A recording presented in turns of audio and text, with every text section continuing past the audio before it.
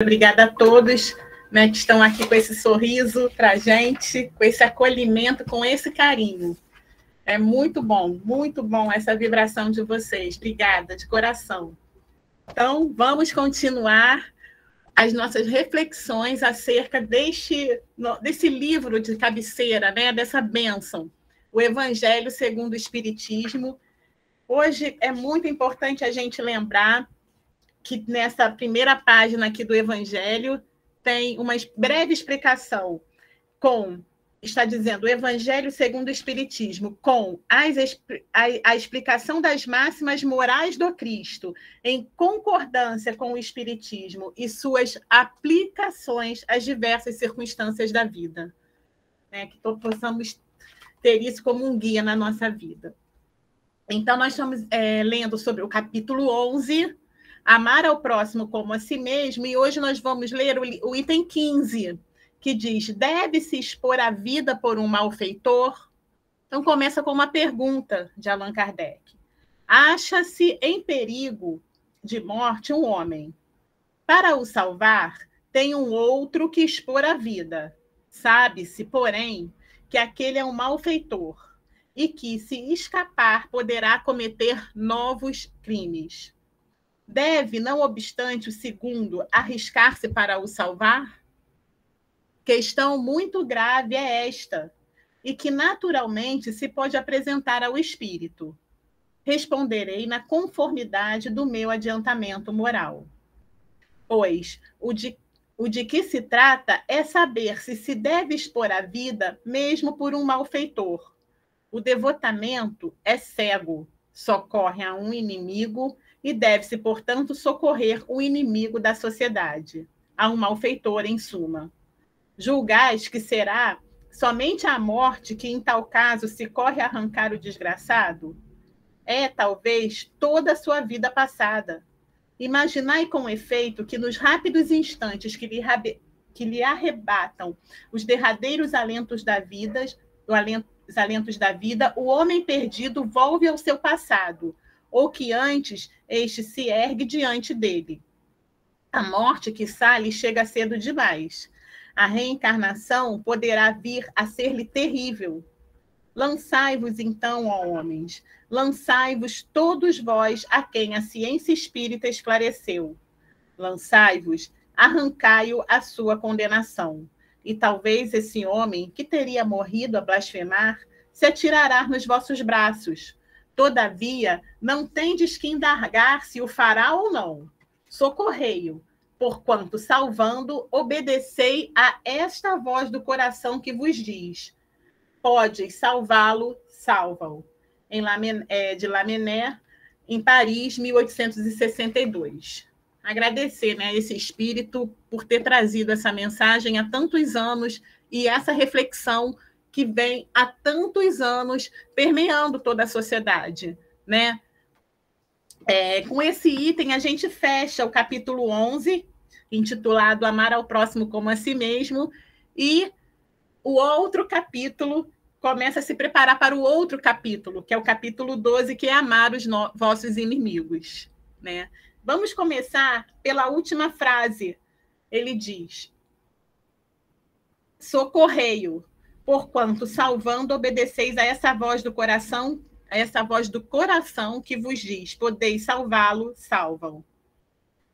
É importante a gente ter em mente que todos nós estamos regidos pelas leis de Deus, né?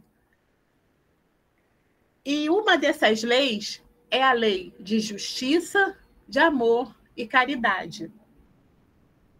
Assim como todas as outras leis, esta lei está onde? Está impressa na nossa consciência. Os espíritos nos trouxeram essa informação.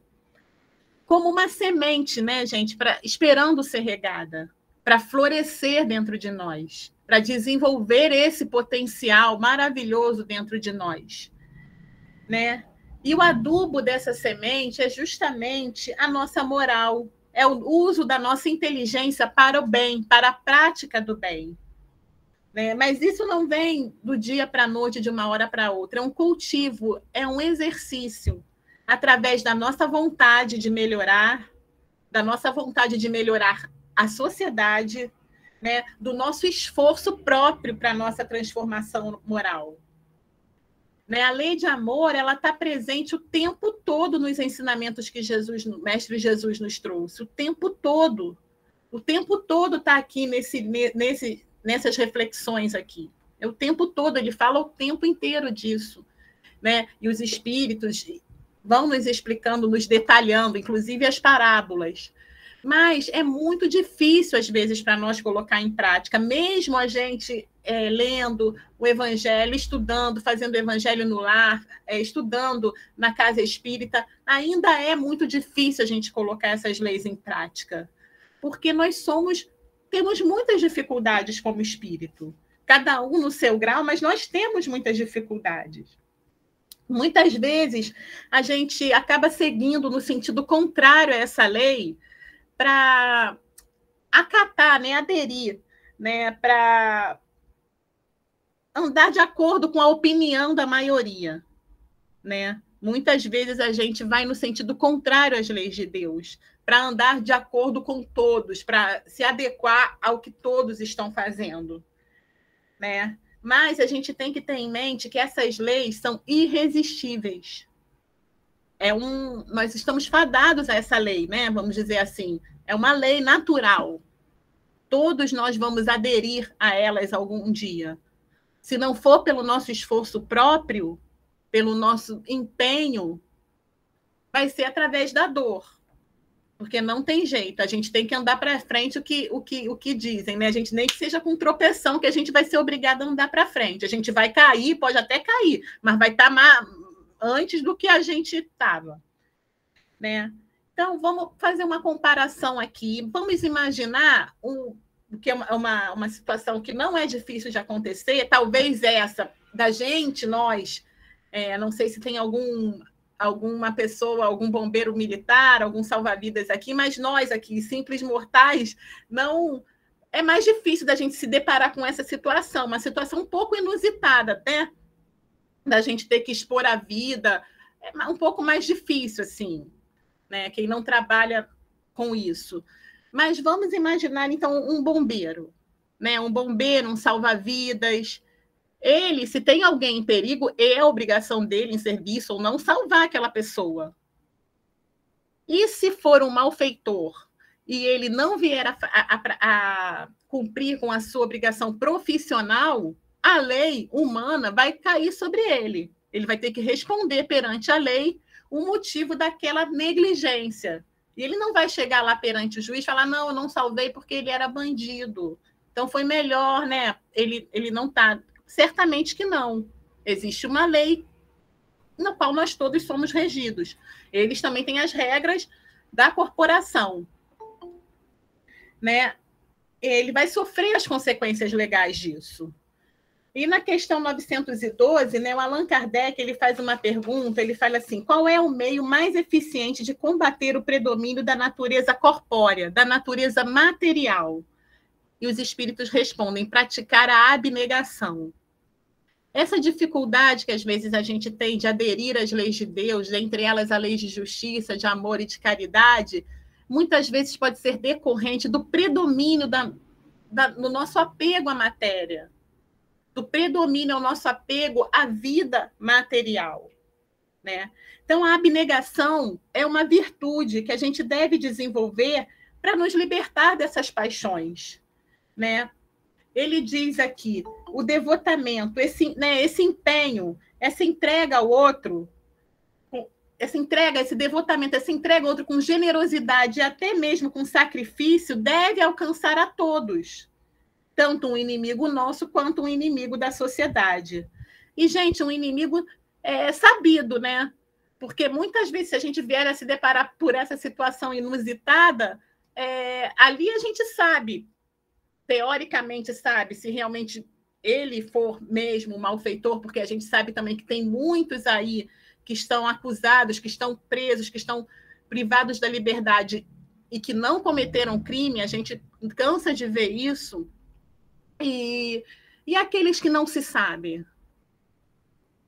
E aqueles que não sabem? Né?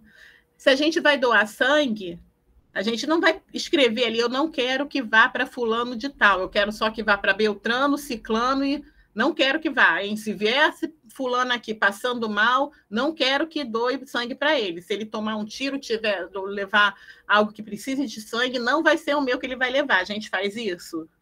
Certamente que não, nem pode, né? Mas ninguém faz isso.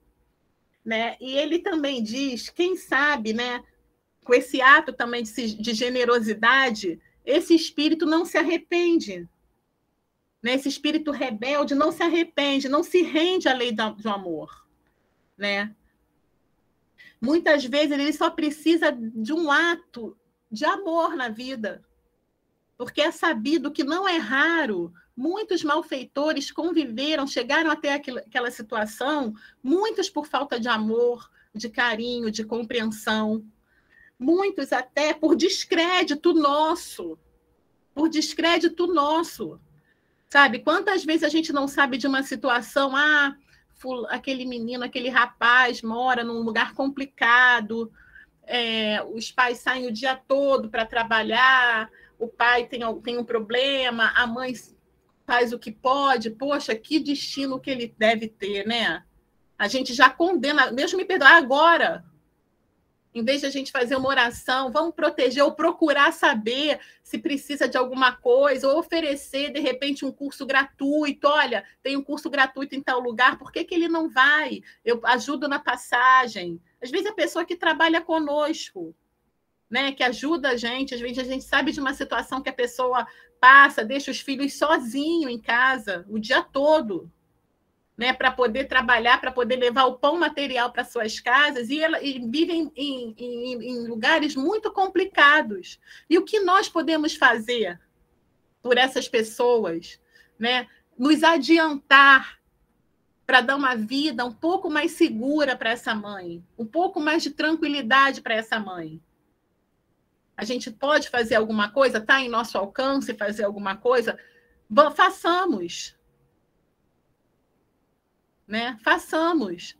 Quantos de nós, às vezes, tem às vezes a oportunidade de um trabalho, de algo voluntário, e não quer ir ali, é muito perigoso, mas está com todo um resto. Né? Agora, salvar a vida também, gente, claro que não significa que ele vai ficar isento da justiça. Né? Não vai ficar isento da justiça. Logicamente, todos estamos regidos, novamente, pela lei de Deus e sofreremos as consequências dos atos que nós praticamos e também daqueles que nós não praticamos. Né? Embora essa recompensa também não deva nos mover, como ele mesmo está dizendo, ele fala também da possibilidade, da gratidão que esse espírito possa ter conosco. Possa ter ou não. Né? E isso nos faz lembrar uma situação quando o Divaldo aconselha um casal, né, que tinha uma filha que estava numa situação muito complicada de doença e de obsessão também. E era muito difícil de libertar aquela criatura. E aí, Divaldo, claro, né, com a inspiração dele, que ele está sempre em conexão, está sempre em oração, ele aconselha os pais, vocês façam o seguinte, vocês vão numa instituição prisional e vão evangelizar, vão levar atividades para esses que estão ali, né, para esses irmãos que estão privados da liberdade material, vão ali levar... alimentos, um lanche gostoso, vão com todo o amor ali. Mas quando vocês estiverem ali, vocês pensem que vocês estão fazendo aquilo em nome da sua filha.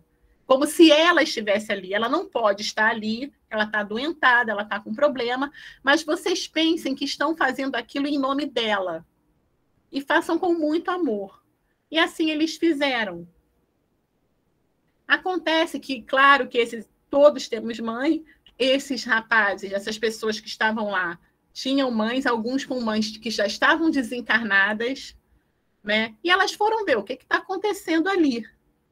Quando elas viram aquilo, elas já estavam trabalhando na espiritualidade, tudo mais, já adiantadas, elas foram ajudar essa menina a se libertar desses espíritos obsessores. E a moça começa a melhorar. Né? Então, fora da caridade, não há salvação. Fora da caridade, não há salvação. Claro, como ele disse, que não é isso que deve nos mover, mas a gente entende todo o processo. Essa realmente é uma situação um pouco inusitada, né? Pode ser que a gente venha a estar numa situação dessa, de ter que expor a nossa vida para salvar outra pessoa. Com certeza a gente pode vir a estar, né? Mas é que a gente possa fazer algo, não julgar, pelo menos, não condenar, não fazer um pré-julgamento das pessoas. Né? Jesus via como um todo. Jesus não viu em Levi só o cobrador de impostos. Jesus não viu em Zaqueu só o cobrador de impostos. Jesus não viu só a mulher adúltera. Jesus viu o potencial de cada um. Ele entendia que aquela pessoa estava adoentada naquele momento, estava equivocada, né? Nós podemos ainda ter as nossas dificuldades, porque nós estamos na matéria ainda, nós não estamos lutando todo dia contra as nossas imperfeições. Mas vamos pensar naquele ali como se fosse um irmão mesmo, um irmão que a gente ama muito, um irmão nosso mesmo, de sangue, que nasceu na mesma casa que a gente, que cresceu, que a gente ama muito. Se ele tivesse numa situação daquela, a gente não ia se jogar no mar, onde quer que fosse, para salvar? Então, somos todos irmãos, somos todos filhos de Deus. Estamos todos sob a proteção de Deus e regidos pelas suas leis. Vamos ter isso em nossa mente, fazer esse exercício diário e pedir a Jesus que nos ajude, porque Ele está sempre junto de nós. Ele está sempre conosco. Ele governa o nosso planeta. Ele nos ama muito, num amor que a gente não consegue nem imaginar. Então, vamos pedir a ajuda. Porque quando a gente faz um esforço para melhorar, a gente recebe ajuda. Com certeza. E vamos dar a chance ao nosso irmão também, que está tão comprometido, que tem toda uma história por trás, que tem toda uma família em volta dele. Dar essa chance também, uma segunda chance. Que Jesus possa nos abençoar, possa estar sempre conosco, e principalmente, Ele está conosco, né, gente? Que a gente possa estar com Ele. Graças a Deus.